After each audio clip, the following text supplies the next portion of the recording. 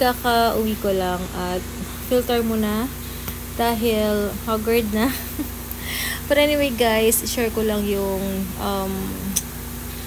sa journey at feeling ko siguro kaya ko ito na experience kasi gusto rin ni God na i-share ko yung na-experience ko para rin siguro may purpose kung ba't gusto ko ito i-share. Sabi ko nga kay Daddy, parang sa journey na to guys, parang natutunan ko is hindi talaga lahat ng tao maintindihan ka. Lalo na kapag hindi kayo same ng ginagawa, hindi ka nila maintindihan. Tama rin yung sinabi ni Pastor Edrey nung Sunday, tanda ko yun. Kaya sabi ni Pastor Edrey, meron siyang friend na sobrang parang na-disappoint ba or nagalit siya sa isang tao. Syempre as a friend din, parang sinabihan ka nun, parang porket kaibigan mo siya or what, parang human, hindi man human nature, o parang ganon, or normal na sa typical na Pinoy, ang reaction natin na, oh my gosh, talaga ba? Oo nga, mag-judge din tayo.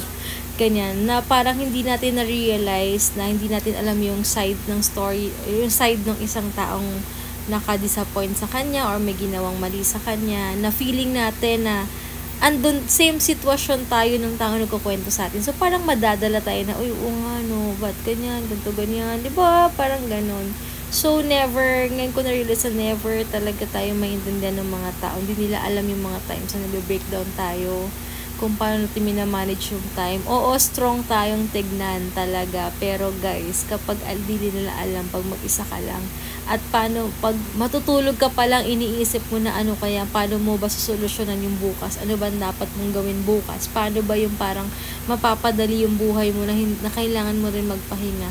Kasi ang thinking ng mga ibang tao, porket strong ka, strong yung personality mo, is hindi ka napapagod, okay ka lang. Porket sila yun lang ginagawa, I mean, after nun, compare sa ginagawa mo, parang 5% lang ng araw mo yun, or 5% lang ng ginagawa mo. Parang feeling nila, ang daling mag-judge, ang daling mag-isip sa ibang tao na parang, pwede namang ganito, pwede namang ganyan, or kasi naman, or kaya naman na ganito, kasi akala nila strong kayo, di ba? Yun ang disadvantage yun talaga kapag may strong personality kayo. Tsaka, yun, feeling na hindi ka napapagod. Pero tama nga yun guys, na kapag may kinuwento sa atin yung isang tao or what, kung paano siya na-upset sa ibang tao, hanggat hindi talaga natin maintindihan din, hanggat wala tayo sa posisyon na yun guys. As in, minsan kailangan natin maging mindful din sa mga sinasabi ng mga ibang tao sa atin na kinukwento bago tayo mag-judge sa ibang tao, kasi hindi naman talaga natin alam yung totoo, yung mga ganun bagay. So, yun lang, something lang na gusto kong sabihin sa inyo, na i-remind sa inyo rin na wala tayong kailangang i-prove sa kanila. As long na alam natin yung tama at makakabuti para sa atin guys. Isipin na nila, gusto nilang isipin na nila tayong pinakamasamang tao sa mundo to. Pero, ang importante, kailangan ay marunong na tayo mag-protect ng mental health. Kasi, grabe ang stress guys sa katawan. Hindi porkit mukhang healthy yung isang tao, fit yung isang tao, okay yung mental health niya. Yun talaga dapat. Niremind ako ni Daddy lately na, kasi nga ang dami na nagkakasakit and all, sabi niya, kailangan daw i-manage ko rin yung stress ko. As in, kasi mahirap talaga guys, mahirap magkasakit at mahirap pag mental health talaga yung matatamaan sa atin. So, gusto ko lang i-remind sa inyo na okay lang mapagod, okay lang na mag-say no, okay lang mag-set ng boundaries, kahit sino pa yan, whether family yan or friends. Kailangan alam nyong protektahan yung mental health nyo. Alam nyo dapat kung anong makakabuti sa inyo. Lalo na kung sa isang tao, gawin mo to or hindi, in pa rin ang tingin sa'yo. Bakit ka mag-waste ng energy for that, guys? So, gawin mo na yung mga mas makakabuti na lang sa'yo. Hayaan mo na silang mag-isip ng kung ano-ano sa'yo. Kasi kailangan natin, lalo na kapag may pamilya na kayo, guys, dapat ang priority nyo is yung family nyo. Yung asawa mo, yung anak mo guys, kailangan nila tayo. So kailangan as as a mom then or as a wife, kailangan natin i-reserve yung energy natin kung ano yung mas importante sa atin, lalo na yung pamilya natin, guys. Kasi ako, as much as possible, kapag pagod ako, ayoko madamay talaga yung pamilya ko. Kasi gusto ko happy lang, happy lang, guys. Kaya dapat maging maging wise tayo.